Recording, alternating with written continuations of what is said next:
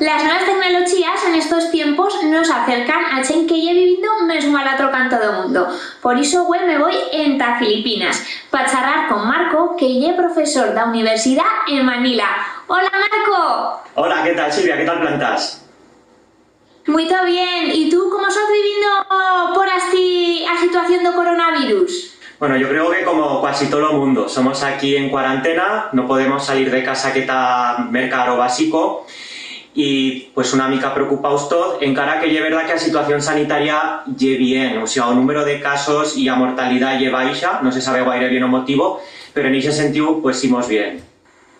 Muy bien. Y bueno, tú ya eres profesor en la Universidad de Santo Tomás y sé que, bueno, fas clases de castellano a los alumnos, pero además de eso, también les charras sobre la cultura y a nuestra lengua, ¿no? Así nací, llevo varias asignaturas de lenguas y culturas hispánicas y según la asignatura siempre fico contenidos de lenguas de la península y del aragonés, creo que sí, en vez casos más, en vez casos menos, pero todos los años hacemos bella cosa y también hacemos los proyectos. Y bueno, ¿han aprendido una miqueta de aragonés los tuyos alumnos? Sí, saben ya, a lo menos saben presentarse, saben vocabulario básico, fan vídeos que son por internet, llevamos así unos 3 años. Los alumnos de la escuela de doctorado y de la escuela de posgrado, máster y doctorado sí que plegan a un nivel muy interesante. Los alumnos de grado, pues según qué carrera faigan, pues bueno, lleno más una anécdota interesante, a otros sí que se lo toman más en serio, pero es verdad que este país tiene más de 180 luengas y muchos de estos alumnos charran beluna de estas luengas y tienen mucha sensibilidad en el multiculturalismo y a multiculturalidad, y eso se nota. Esta mena de información y esta mena de conocimientos los reciben de una traza muy receptiva. Bueno, y también sé que por así y fendo a tesis doctoral sobre los topónimos aragoneses en Manila, ¿no? ¿Y es verdad que tenemos topónimos aragoneses por así tan luen? ¿Nos podrías darme el ejemplo?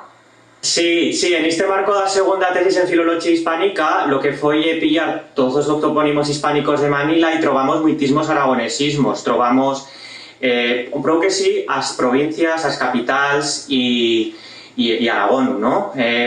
Zaragoza, Teruel pocos, pero entendemos, Huesca pocos, pero entendemos, Aragón muitismos, más que más porque a segunda primera dama de Filipinas, a mujer do segundo presidente, que se decía de apellido Aragón, Aurora Aragón, y había muchas carreras y avenidas con o suyo nombre. Una la tengo aquí al canto casa. Pero también trovamos edificios como Edificio Albarracín, trovamos a Carrera Lanuza, trovamos vocabulario que es verdad que puede coincidir con otras lenguas, pero que también ya aragonés como fierro, ¿no? Todos estos topónimos, no todos, pero casi todos, son relacionados con antroponimia y eponimia. Y quiero decir, son nombres de personas, apellidos más que nombres, apellidos. Y han plegado aquí, Tardienta, Alcubierre, Almudévar. Un caso muy curioso, ye Loporzano. ¿Por qué? Porque ye en el norte de Manila, en una urbanización dita Caloocan, aunque tienen una urbanización humilde, aunque tienen, las carreras tienen los nombres de las provincias y las capitales y las principales ciudades de España, y entre todas ellas, concretamente entre Gerona y Huelva, trovamos Loporzano. Yo me pasé y le demandé a la Chen, a lo barangay, que yo lo ubico, lo gobierno de Vico, y me dijeron que no sabían por qué le van meso y fa 40 añadas. Cosas raras. Bueno, y cuento que de vivir en Aragón a pasar a vivir en Manila y un cambio cultural muy grande. ¿Qué es lo que más te chocó?